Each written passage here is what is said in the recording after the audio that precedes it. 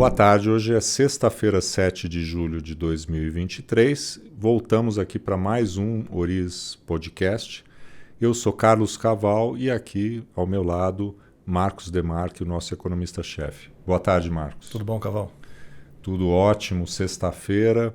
E o grande destaque a ser comentado, inclusive, ontem e hoje, foi a conclusão da votação da reforma tributária na Câmara dos Deputados. Mas, antes disso, vamos falar da onda de choque que tivemos sobre os mercados globais, né, em função dos dados do mercado de trabalho americano, também divulgados, né, ontem e principalmente hoje, né? Marcos, como é que foi a leitura final desse conjunto de dados aí e qual o impacto aí nos mercados? Então, Caval, como você bem disse ontem, né, acho que a gente foi pego meio de surpresa por um indicador que normalmente passa desapercebido, né, pela perda da importância que a gente observou aí ao longo dos últimos anos, né, que é o ADP Payroll, né, que nada mais é do que uma tentativa de se replicar o dado que saiu hoje, né, as contratações do mercado de trabalho americano no mês a mês, né, um dado que sai na quinta-feira, né, no dia anterior ao dado oficial do Departamento de Trabalho dos Estados Unidos, né, e ele veio muito forte ontem, né, chamou muita atenção, veio em quase 500 mil vagas criadas no mês de junho, o mercado esperava alguma coisa aí perto de 200 mil vagas criadas, né, embora seja um indicador que normalmente tem se dado pouco destaque, né? Essa discrepância em relação ao esperado chama muita atenção e levou os economistas, os analistas a esperarem aí um número muito forte hoje, né, para o dado oficial, aquele que o governo americano divulga, o que não se concretizou, né? Então a expectativa era de uma geração líquida de postos de trabalho de 230 mil no mês de junho. Ficou em 209 mil, né, um pouco abaixo, mas tivemos revisões negativas para os meses anteriores, né, 110 mil vagas que foram revisadas para baixo, né, então, no geral, foi uma leitura mais fraca de criação de postos de trabalho no mês de junho, pelo dado oficial. A taxa de desemprego ficou estável, caiu um pouquinho, né, muito perto do que já tinha sido divulgado no mês passado, foi ali na segunda casa decimal, em 3,6%. Mas o que o mercado acabou se atentando muito hoje, né, diferentemente de ontem que não teve essa informação, hoje a gente teve os dados de salários, e os salários cresceram mais do que se previa, né, pelo consenso ali da Bloomberg, né, o consenso estava indicando um crescimento aí de 4,2%, veio 4,4% com revisão do mês anterior para cima. Então, se por um lado você não gerou tanto emprego como se imaginava pelo dado de ontem, né, foi uma criação mais amena, você teve dados salariais mais pressionados, né, aquilo que o Fed, vamos dizer assim, está olhando com muita atenção porque pode retroalimentar a inflação ao longo do tempo. E no final das contas, o que acabou causando, né, o resultado líquido dessas duas divulgações, de um mercado aí que puxou a taxa de juros de 10 anos americanos para cima ontem, né, para perto aí de 4,07, 4,08. Hoje ficou aquela briga, caiu um pouquinho, subiu um pouquinho, mas ficou mais ou menos estabelecida nesse patamar. Agora há pouco estava em 4,07%. Estacionou acima de 4%. Né? Estacionou acima de 4%, né?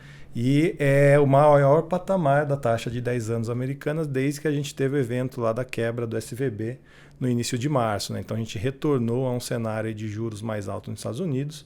Ontem, né, deflagrou essa andada dos juros americanos um impacto nos ativos de risco, né? As bolsas americanas caíram, as bolsas ao redor do mundo caíram, as moedas emergentes sentiram muito, né, esse número muito forte. Hoje deu uma boa acomodada, né?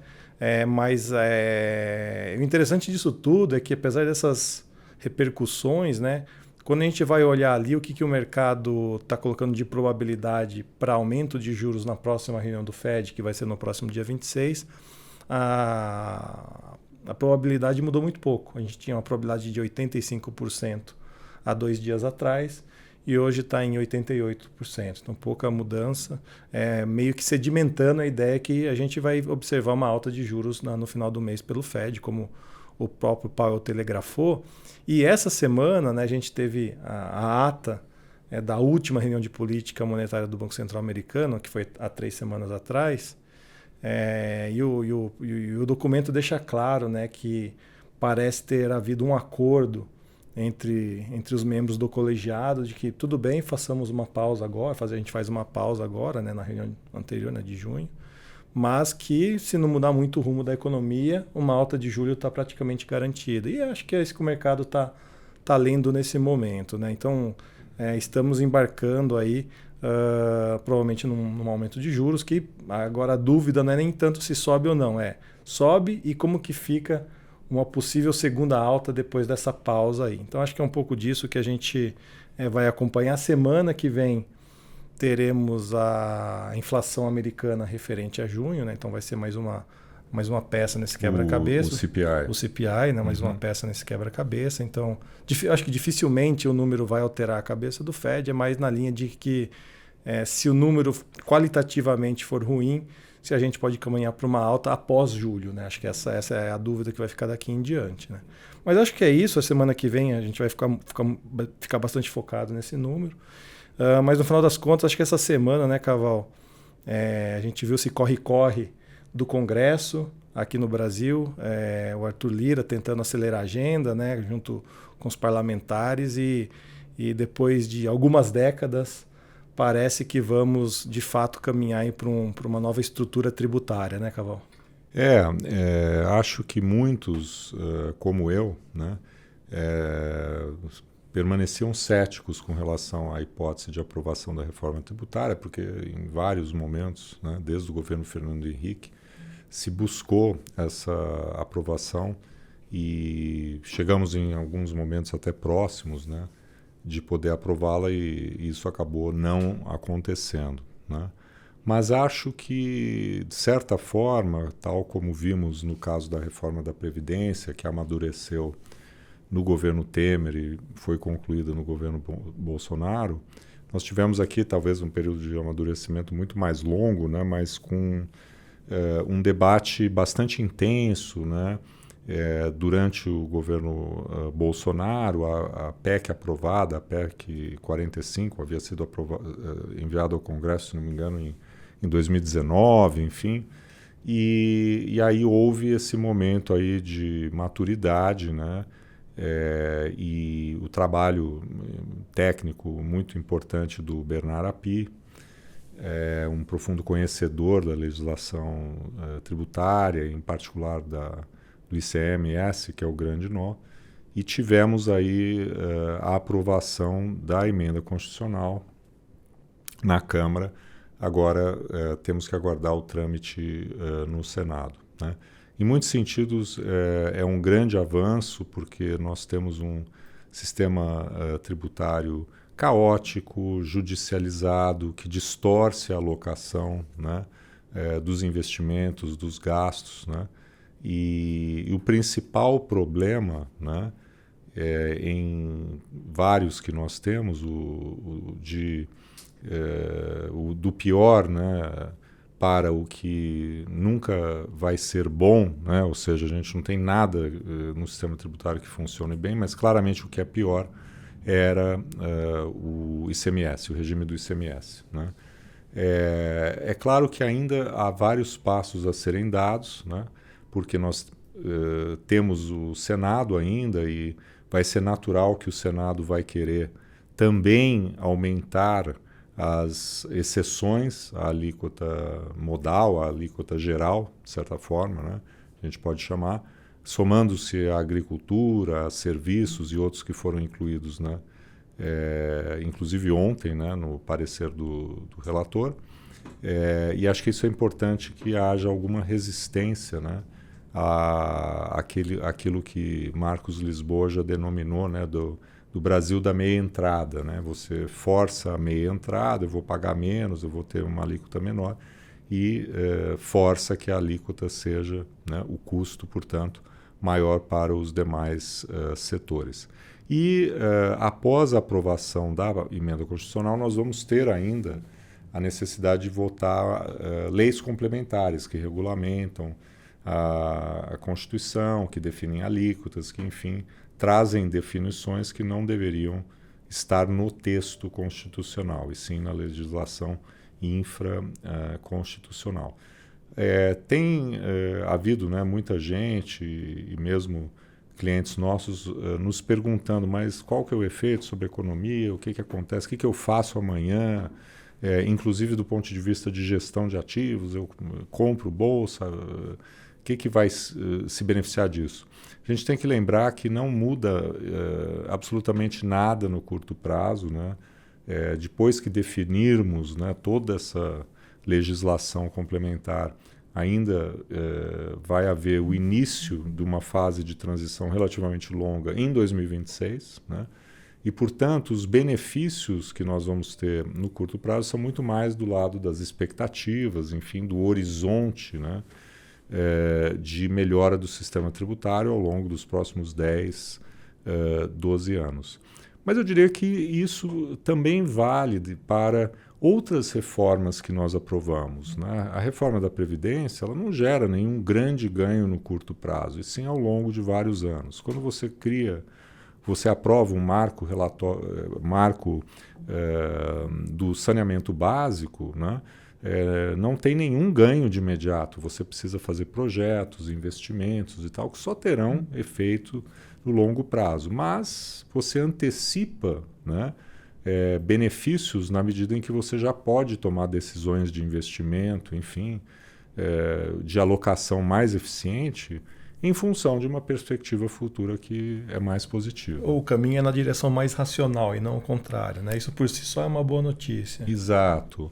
Então, o Brasil passa, né, a ter um plano, né, um rumo, né, de buscar um sistema tributário menos caótico, menos judicializado, mais em linha com o que existe nas melhores práticas internacionais. E, evidentemente, que isso se soma a essa agenda positiva de reformas que nós temos, né, buscado desde o governo Temer, enfim, e que, com uma grande probabilidade, né, explica por que o Brasil tem, nos últimos anos, crescido mais do que se espera. Eu participava agora há pouco de uma entrevista com a economista da Alessandra, da Tendências Consultoria, e ela dizia que eles têm alguns estudos, claro, né, preliminares, e mostrando que nós podemos até ter um crescimento potencial que se eleve de 2% para 3%, alguma coisa nessa dimensão, o que mostra que, embora o número nunca vá ser preciso e mensurado, né, tão claramente, tão facilmente, né, no sentido de você ter exatamente o que essa reforma especificamente representa, mas certamente, né, vai se agregar a toda essa agenda positiva que vai garantir que o Brasil cresça mais. E é importante, né, exatamente que esse tenha sido um passo nessa direção, né, dessa agenda positiva, e não aquilo que nós vínhamos ouvindo no primeiro semestre de mudar, né, retroagir no marco do saneamento, ou na autonomia do Banco Central, ou na privatização da Eletrobras, aquela agenda negativa, né, que vinha carregando negativamente as expectativas. Então, acho que parabéns aí ao trabalho feito pelo Ministério da Fazenda, especialmente pelo secretário especial da reforma, o Bernard Api, que durante muitos anos, né, lutou por essa agenda, o trabalho do Congresso Nacional, e vamos agora ver se o trâmite no Senado e na legislação complementar não distorce, né, o sentido original da proposta. Acho que só entrar um pouco na seara aí dos ativos, né? É um ponto interessante porque quando nós economistas, né, quando a gente é indagado, né, para onde vai o câmbio, né, para onde pode uma moeda ao longo do tempo, né? Muitas vezes, né, a gente tem uma regrinha de bolso que uma moeda, em termos reais, né, deflacionada, ela tende a caminhar na direção da produtividade, né? Se a gente tiver, de fato, essa racionalização do sistema tributário acontecendo ao longo dos próximos 5, 10 anos, né? Entre outras coisas, pode melhorar o poder de compra da moeda brasileira, né? Então, a produtividade pode subir, né? Acho que é um ponto muito importante. Se a gente compara o Brasil com várias outras economias emergentes, o que se destoa muito nos últimos 20 anos é o baixo crescimento da produtividade. Acho que a gente pode ter um canal importante aí de avanço. E como você mesmo disse, né? Ainda que seja difícil mensurar em tempo real os efeitos do que está sendo aprovado agora, ainda do que está sendo encaminhado agora, acho que tem uma boa chance de em poucos anos, 3, 4 anos, a gente já ver algum avanço na produtividade.